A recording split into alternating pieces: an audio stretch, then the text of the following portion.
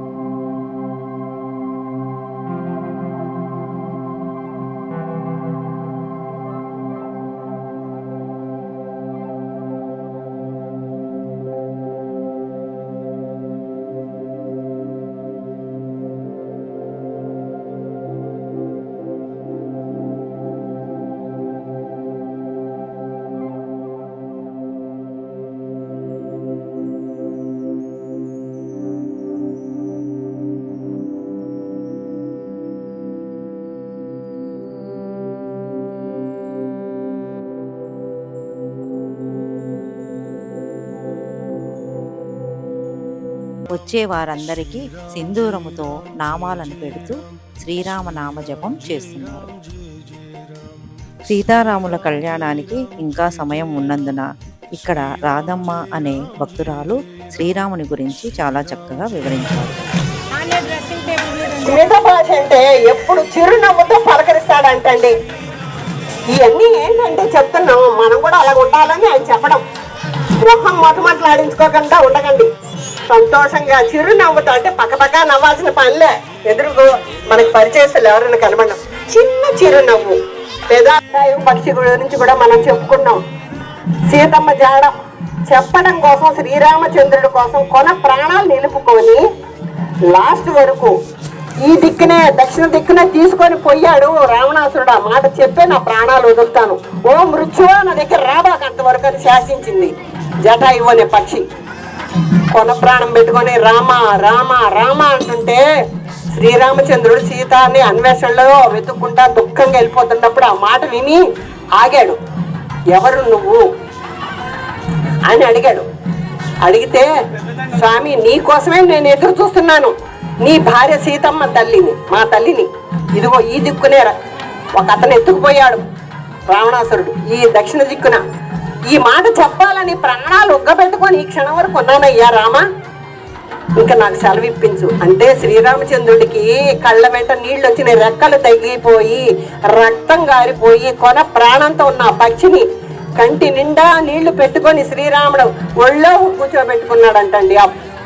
నిమిరి దీనికోసమా, ఆ మాట చెప్పడం కోసమా నా కోసం ఉన్నావు అని కన్నీళ్లు పెట్టుకొని చాలా దాన్ని నిమిరితే అప్పుడు శ్రీరామచంద్రుడి ఒడిలో ఉన్నాను అని ఆనందంతో చెప్పాల్సిన రామకార్యానికి సంబంధించిన బీజం ఇచ్చేసి అది కన్ను మూసింది.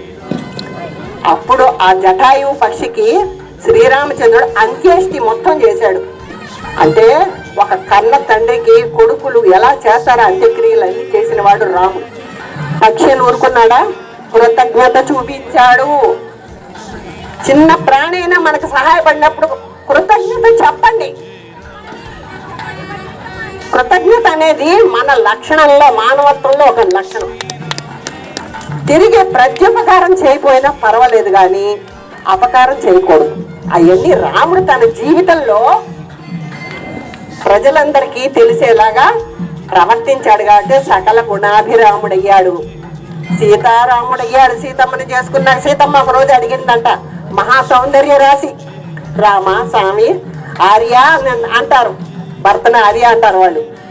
నేను చాలా అందమైన స్త్రీని కదా, నన్ను చూసే కదా మీరు ఇష్టపడ్డారంటే, కాదు సీత అన్నాడు, మా నాన్నగారైన దశరథ మహారాజు ఈమె మన ఇంటికి తగిన కోడలని చెప్పబట్టే నేను చేసుకున్నాను అన్నాడు.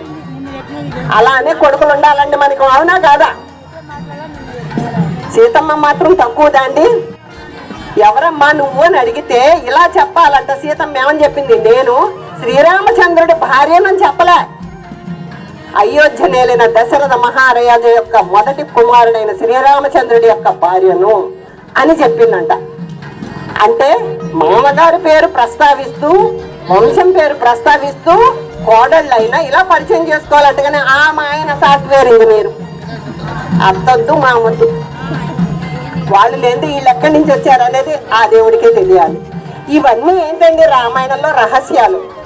మనం కొత్తగా రామాయణం అంటే ఏమనుకుంటాం, సీతారాములు పెళ్లి చేసుకున్నారు, ఇలాగా వడపప్పు పానకం తిన్నాము, ఆ సీతమ్మని రావణాసురుడు ఎత్తుకుపోయాడు, రాముడు వెళ్ళి వాడిని చంపేసి తీసుకొచ్చుకున్నాడు.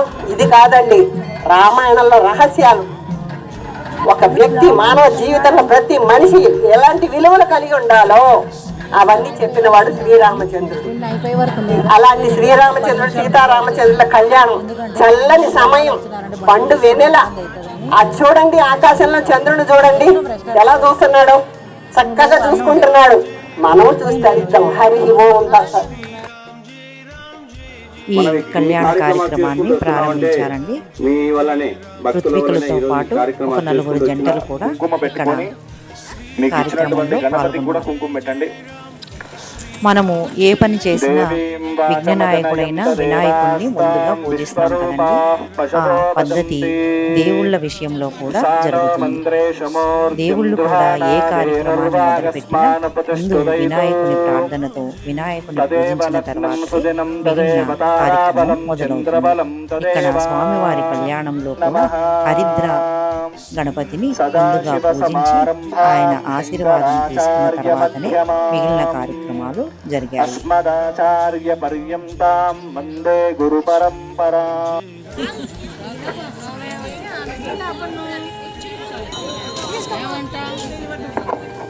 భజంత్రి ధూపమాగ్రాపయామి. ఓం మధ్యేర్భవే దివ్యే నానాగంధైషు సంవిదః దధాతి వసవ్యోసానీతి ఏకదా బ్రహ్మణ ఉపహరతి ఏకదైవ యజమాన ఆయుస్తేజో దధాతి సంప్రాజం శ్రియా మా పరిపాలయ. విఘ్నేశ్వర మహారాజ్ కి. ఓం వీళ్ళకి హారతి వీళ్ళకి ఇచ్చి పైన అందరూ చూపించు. ఓం నిశుసేద గణపతే గణేశత్వామాహృవిప్రాతమంగవీనాం నరుతే సత్క్రియతే కించనారే మహామర్కం మగవం చిత్రమర్చా. ఏకదంతాయ విద్మహే వక్రతుండాయ ధీమహి తన్నో దంతే ప్రచోదయాత్. ఏకదంతం చతుర్హస్తం పాశమంకుశధారిణం ప్రదంజ వరదం మస్తైర్విప్రాణం మూషికధ్వజం రక్తం లంబోదరం శూర్పకర్ణకం రక్తవాససం రక్తగంధానులిప్తాం. మామూలుగా మనం కట్టుకునే కంకణ ధారణ మనకి రక్షగా ఉంటుంది. కానీ ఇక్కడ శ్రీరాముల వారు సీతమ్మ వారు కట్టుకున్న కంకణాలు లోకానికే రక్షగా ఉంటాయి. అత్యంత ఆనుకూల్యత ఫలసిద్ధిరస్తు జరుగుతుంది. చూసి దర్శించుకోండి అందరు కూడా. సీతామాయికి. ఓం బృహత్సామక్ష విద్రియం ఇంద్రస్తోమేన పంటలసేన మధ్యమిదం వాదేన సగరేణ రక్షా. బృహద్రస్తోమేన పంటలసేన మధ్యమిదం వాతేన సగరేణ రక్షా. రక్షాంగళధారణ ముహూర్తో సుముహూర్తో అస్తు. రక్ష విద్యాబలం దైవబలం తదేవ లక్ష్మీ పదేంద్రియుగం స్మరామి. ఓం ధ్రువంతే రాజా వరుణ. స్వామికి అమ్మవారు తాకితే స్వామి కట్టండి. కొద్ది సైడ్ గుండి కట్టండి అందరికి కనిపించేటట్టుగా. ఓం ధ్రువంతే రాజా వరుణ ధ్రువంతే ధ్రువం తదేవ లగ్నం సుదినం తదేవ తారాబలం చంద్రబలం తదేవ విద్యాబలం దైవబలం తదేవ లక్ష్మీ పదేంద్రియుగం స్మరామి. భాషిక ధారణము ఏమన్నా ఊరికి పైన కట్టేసేయండి, అంతే పూల పైన కట్టేసేయండి. రాజా రామచంద్ర మహారాజుకి. అది పైకి ఉండాలి. స్వామికి తాగిచ్చి అమ్మవారికి కట్టండి. ధ్రువంతే రాజా వరుణ ధ్రువందేవో బృహస్పతి ధ్రువంత ఇంద్రశ్చాత్రిశ్చ రాష్ట్రం ధారయతాన్ ధ్రువం. గంధం ప్రకల్పయామి అతికాయే ధూపం ప్రకల్పయామి రందే సప్తాత్తికాయే దీపం ప్రకల్పయామి ఓం అమృతత్తాత్తికాయే అమృతోపహార నైవేద్యం ప్రకల్పయామి సంసకృత్తాత్తికాయే తాంబూలాది సర్వోపచార పూజాం సమర్పయామి. యజ్ఞోపవిత దేవత సుప్రీత సుప్రసన్న వరదా భవంతు. ఓపెన్ చేసి బాగా అందరూ కూడా పలకాలి. యజ్ఞోపవీతం పరమం పవిత్రం ప్రజాపతేః యత్ సహజం పురస్తాద్ ఆయుష్యం అగ్రియం ప్రతిముంచ శుభ్రం యజ్ఞోపవీతం బలమస్తు తేజః. ఓం యజ్ఞోపవీతం పరమం పవిత్రం ప్రజాపతేర్యత్ సహజం పురస్తాద్ ఆయుష్యమగ్రియం ప్రతిముంచ శుభ్రం యజ్ఞోపవీతం బలమస్తు తేజః. యజ్ఞాభూత ధారణ ముహూర్త సుముహూర్తో అస్తు. అక్షతలు వేయండి. యజ్ఞాభూత ధారణ సమయాదిత్యా ద్రవాణాం గ్రహాణమత్యంత ఆనుకూల్యత ఫలసిద్ధారిణే నమః. సాక్షాత్ రామచంద్రస్వామినే వరాయాం ఇదం తే పాద్యం ఇదం తే పాదే సహస్రకోటి యుగధారణ స్వరూప వరాయాః రాం. అక్షతలు పసుపు కుంకుమ.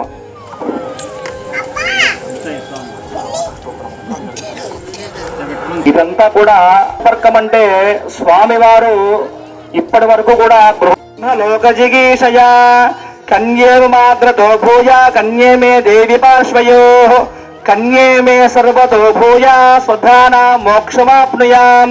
కన్యాం సాలం కృతాం సాధ్వీం సుశీలాయ సుధీమతే ప్రయతోహం ప్రయచ్ఛామి ధర్మకామార్థసిద్ధయే విశ్వంభరా సర్వభూత సాక్షిణ్యా సర్వదేవతాః ఇమాం కన్యాం ప్రదస్యామి పితॄణాం తారణాయ వే శ్రీరూపై శ్యామయా కన్యా తుభ్యం శ్రీధర రూపిణి సాలంకృత హిరణ్యోదక కన్యా వారు తాకిచ్చి స్వామి దగ్గర పెట్టేసేయండి.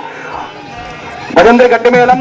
కన్యాం కనక సంపన్నాం గ్రహాణమత్యంత ఆలం అత్యంత ఆనుకూల్యత ఫలసిద్ధిరస్తు. ఇప్పుడు జరిగినటువంటి ఘట్టం ఏమిటి అంటే కన్యాదానం. ఈ కన్యాదానం అన్ని దానాల కంటే చాలా పవిత్రమైనది, చాలా ఉత్తమమైనది అనమాట.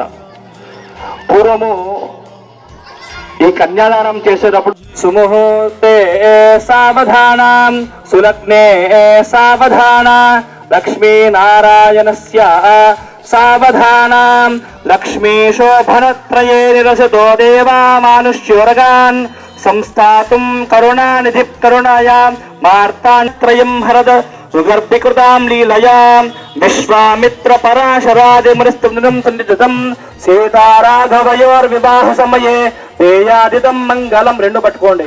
సావధాన సుముహూర్తే సావధాన సులగ్నే శోమోత్తనం నత్తం కోమలం పార్వత్యాచ మహేశ్వరేణ చ శిరస్లాగృతం సర్వదా సా పార్థిద్వార గౌతమస్య వనితా శైలా సుశీలా కృతా దాంపత్యోర్వివాహవామ భాగవతం తేయాదిదం మంగళం. సావధాన సుముహూర్తే సావధాన సులగ్నే సావధాన లక్ష్మీనారాయణ ధ్యాన సావధాన శ్రీరామం జనకాత్మజ సురగరం ప్రత్యన్ముఖం ప్రాన్ముఖం దూర్భ్యామంజలమంచితైశ్చ వనితా మాయాపూర్ముఖై పలై. ఓం ధ్రువంతే రాజావరుణో ధ్రువంతే వో బృహస్పతిః ధ్రువంత ఇంద్రశ్చాగ్నిశ్చ రాష్ట్ర. అమ్మవారు తాకిచ్చి తయతాం ధ్రువం అయం ముహూర్త సుముహో భజంత గట్టబేలం. ఓం ధ్రువంతే రాజావరుణో ధ్రువంతే వో బృహస్పతిః ధ్రువంత ఇంద్రశ్చాగ్నిశ్చ రాష్ట్రం ధారయతాం ధ్రువం. పూలు అనేటువంటి కార్యక్రమం లేదండి. అబ్బాయి తరపున వాళ్ళు వెళ్ళి అమ్మాయిని చూసి రావడం. దీపం దర్శయామి దీపాంతర మధ్య ఆచమనీయం సమర్పయామి అథ నైవేద్యం. తలంబ్రాల వరకు ఉండాలి, ఎందుకంటే 10 నిమిషాల్లో మాంగళ్యధారణ అయిపోతుంది. మన వివాహంలో ప్రధాన ఘట్టం మాంగళ్య ధారణ. ఆ కార్యక్రమం ఇప్పుడు జరుగుతుంది. సమయాభావం, చాలా ఆలస్యంగా మనం ఈ యొక్క కళ్యాణం మొదలు పెట్టుకున్నాం కాబట్టి అందరి దగ్గరికి ఆ మాంగళ్య ధారణ, ఆ మంగళసూత్రం ఎవరి దగ్గరికి రాలేదు కాబట్టి దూరం నుంచి అందరు దర్శించుకోండి. దూరం నుంచి ఆ మాంగళ్య ధారణ తీసుకున్నా. రాజా రామచంద్ర మహారాజుకి భద్రాచలవాస గోవింద గోవింద ఆంజనేయ వరద గోవింద.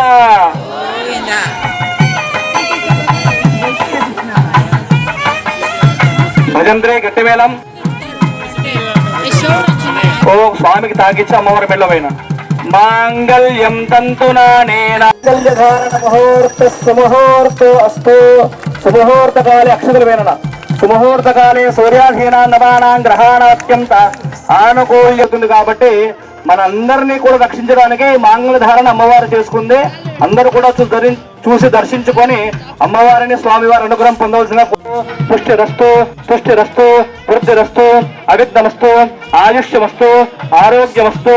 ఓం అమ్మవారి తాకిచ్చి స్వామికి పోయి అందరికి కనిపించేటట్టుగా సైడ్కు ఉన్నారు. పైన పోయి ప్రజామేకామ సమృద్ధ్యత.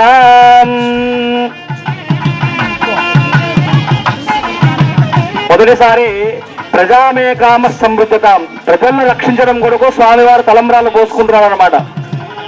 ప్రజామేకామ సమృద్ధతాం శాంతిరస్తు పుష్టిరస్తు తుష్టిరస్తు వృద్ధిరస్తు. స్వామికి తాకిచ్చి అమ్మవారికి పోయాలి. అట్లా 3 సార్లు పోయింది. ప్రజామేకామ సమృద్ధత. అవన్నీ పక్కకు తీయండి అన్న, నైవేద్యం పక్కకు తీయండి. మరి పాలు అదుకో చేతిలో. పశవో మే కామ సమృద్ధత. అమ్మవారు తాకిచ్చి స్వామికి ముందు అమ్మవారికి పోసినాక మూడోసారి మళ్ళీ పులుసుకో. పశవో మే కామ సమృద్ధత. ఇప్పుడు పాలు అద్దుకో, తుడుచుకో, చేయి తుడుచుకో, మొత్తం చేయి తుడుచుకో బాగా అట్లా. యజ్ఞో మే కామ సమృద్ధత.